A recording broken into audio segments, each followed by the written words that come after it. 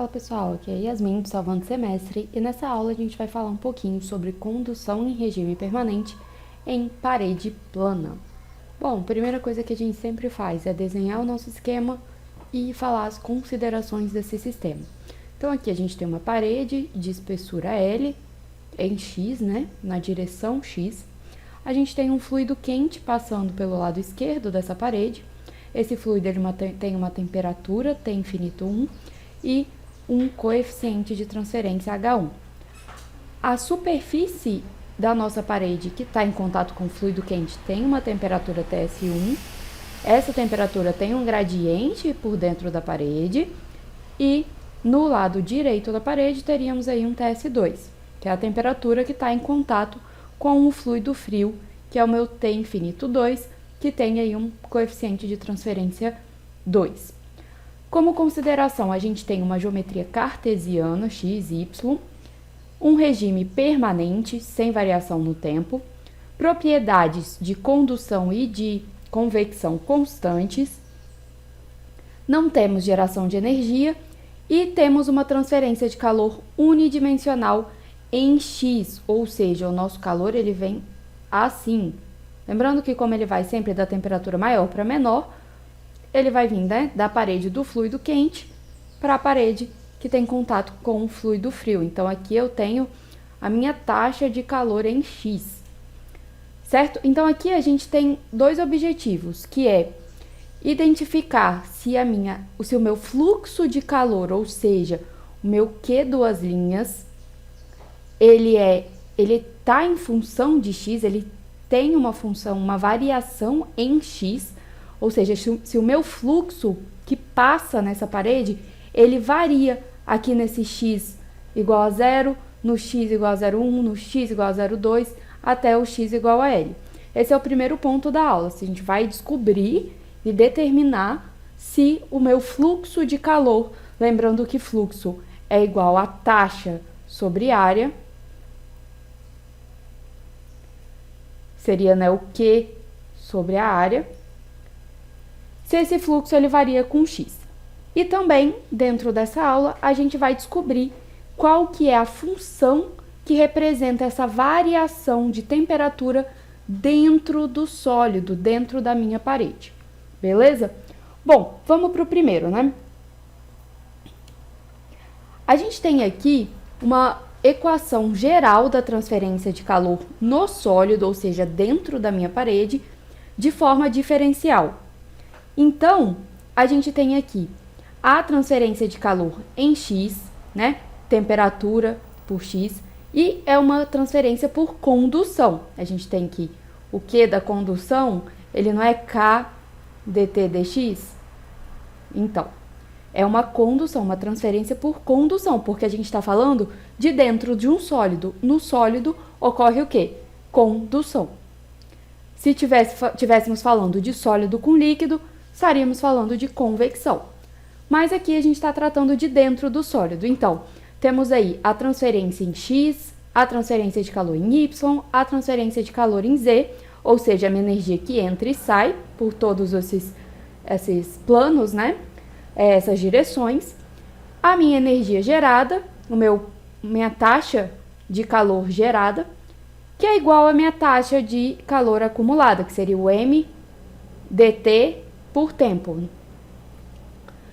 Bom, a gente já viu que a gente não tem acúmulo, né? Então, isso aqui é zero. A gente viu que a gente não tem geração, já determinamos isso lá atrás. Aqui, a gente pode dizer que a transferência em X, ela é muito maior que em Y e em Z. Por quê?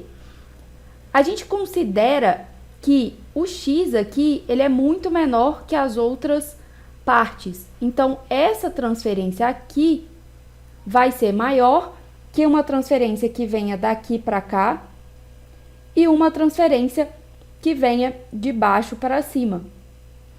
Porque aqui a gente vai ter uma área muito maior para passar, um comprimento muito maior, e pode-se dizer aí que é insignificante, vamos desconsiderar frente a X, né? Então, a gente não vai ter transferência de calor considerável em Y, nem transferência de calor considerável em Z. Por isso que a gente considera, né, que essas duas são desprezíveis, porque o meu QX ele vai ser muito maior que o meu QY e muito maior que o meu Q em Z. Se a gente continuar, então, como a gente desprezou esse fator, aqui a gente não tem geração, nós não temos acúmulo porque estamos num regime permanente, a gente vai ter que a variação do meu fluxo de calor por condução em X é igual a zero. Então, em uma condição unidimensional, em regime estacionário, em uma parede plana e sem geração, o fluxo térmico é independente de X. Então, a nossa primeira pergunta, que era se o fluxo varia com X, ou seja, com a largura da minha parede, com a espessura da minha parede, a resposta é não, ele não varia, certo? Então, independente de x ser 0 e x ser L, ou x ser 0,5, CL sobre 3, a gente vai ter um fluxo de calor, um Q, duas linhas X, constante. Ele não vai variar em X. Vamos passar então para determinar qual que é a equação que traduz a variação da temperatura dentro desse sólido. Para isso, a gente vai usar duas condições de contorno. Primeiro, a gente vai analisar a parede esquerda e depois a parede direita. Aqui na parede esquerda, o que a gente tem? A gente tem uma convecção acontecendo do fluido para a superfície dessa parede aqui, a superfície esquerda da parede. E aqui a gente tem um X igual a zero, né? A gente determina aqui que é o início da nossa parede. E a minha temperatura aqui é a minha TS1. Então, a minha temperatura para X igual a zero, ela é a TS1. A gente tem, então, uma taxa de convecção aqui e uma taxa de condução que parte aqui do início da parede para dentro. Essas duas taxas, elas são iguais porque a gente não tem nenhuma geração, nenhuma perda aqui, então tudo que transferiu aqui por convecção até essa parede vai ser transferido por condução para dentro da parede. Então, a minha taxa de convecção é dada por H vezes área, T infinita, que é a minha T do fluido, menos a T da superfície 1. Isso vai ser igual à minha taxa de condução, que é menos K dt dx em x igual a zero. Aqui a gente está falando de superfícies de condições de contorno, então a gente está pegando aqui bem pertinho do x igual a zero. Por isso que a gente vai usar aí uma derivada para interpretar, para chegar nessa equação. Agora, a nossa condição de contorno 2, que é na parede direita, a gente tem aqui o fluido frio. Então, tudo que está chegando por condução aqui nessa superfície da parede sai por convecção para o fluido frio, certo? Então, é a mesma ideia. Aqui no x igual a L, qual que é a minha temperatura? A minha temperatura para x igual a L é TS2, ok? E tudo da condução, que é menos K dt dx em x igual a L, vai ser igual à convecção, que vai ser o H do fluido frio, a área de transferência, T infinito, que vai ser o T infinito do meu fluido frio, menos a temperatura da superfície direita, que é o meu TS2. Então, aqui a gente viu que o meu fluxo ele não varia com o meu x, né? Então, se a gente resolver essa equação diferencial aqui, a gente vai ter que dt dx é igual a zero mais uma constante.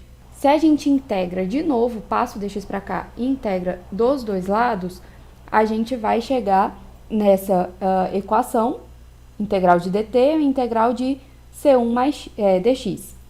O C1 aqui, ele sai da minha integral, que vai ser a própria C1, e a gente integra dx, que vai ser x mais C2. Então, a gente tem essa equação, que é uma equação de primeira ordem, e ela me fala como que a minha temperatura está variando em X. Só que o que vai ser o C1 e o que vai ser o C2? Minha condição de contorno 1 era em X igual a 0 e a minha temperatura era TS1. Então, eu vou substituir aqui TS1 e X igual a 0, tendo essa equação. Isso nos dá, então, que TS1 é igual a C2. Já achei, então, a minha constante C2. Aplicando a condição de contorno 2, que foi na parede direita, do lado frio, a gente vai ter que a minha TS2, né, que é a minha temperatura quando X é igual a L, é igual a C1L mais C2. Como a gente viu, C2 é igual a TS1, então a gente tem que TS2 é igual a C1 vezes L mais TS1. Isso nos dá que C1 é igual a TS2 menos TS1 dividido por L. Quando a gente substitui tudo isso aqui nessa equação de T de X, a gente tem o perfil linear de variação de temperatura em função de X, em função da espessura da minha parede. E é essa equação. Ela vai ser útil quando a gente não tiver alguma das temperaturas e a gente precisar encontrar qual que é a temperatura quando o meu X é L sobre 2. Então, a gente joga o X aqui e a gente vai achar a temperatura ali naquele ponto. Bom, a gente pode analisar, como dito nas aulas anteriores, todo esses sistemas de transferência de calor podem ser analisados como um circuito térmico, onde cada transferência seria representada por uma resistência. A gente tem então aqui o meu T infinito 1, começando da esquerda aqui da parte quente para a parte fria, meu T infinito 1, uma resistência aqui, a convecção, até o TS1, que é a minha temperatura na superfície da parede. Depois eu tenho uma resistência à condução e, novamente, uma resistência à convecção. Lembrando que a resistência à condução, ela é igual a L dividido por K vezes A. A resistência à convecção é igual a 1 dividido por H vezes A. Essas duas resistências, como a gente chegou nessa equação, eu vou deixar aqui a playlist que tem os vídeos que explicam essa parte com mais detalhes, beleza? Bom, a gente tem então essa resistência e a gente consegue montar uma resistência equivalente, que como elas estão em série, a gente consegue somar essas resistências, tendo aí uma resistência equivalente. A gente viu também nos vídeos anteriores que a minha taxa de calor ela vai ser igual a um ΔT dividido por uma somatória das resistências. Então, aqui a gente teria que a minha taxa é a diferença das temperaturas dividido por essa resistência equivalente.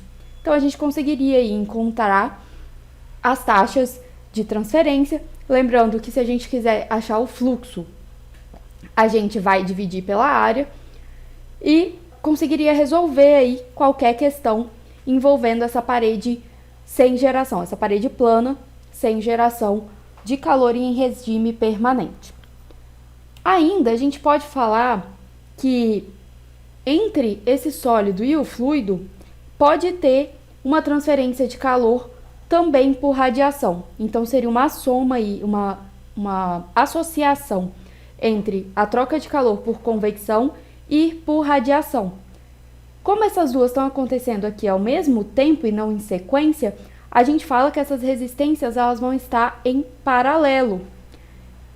Então, a gente vai ter que a resistência equivalente, ela vai ser equivalente para essa parte, para essa associação convecção e radiação, vai ser o inverso, a soma do inverso, dessas resistências.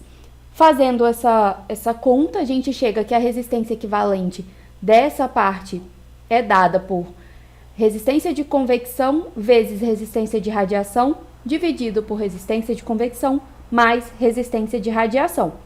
E a gente pode aí substituir pelas equações dessas duas resistências, né?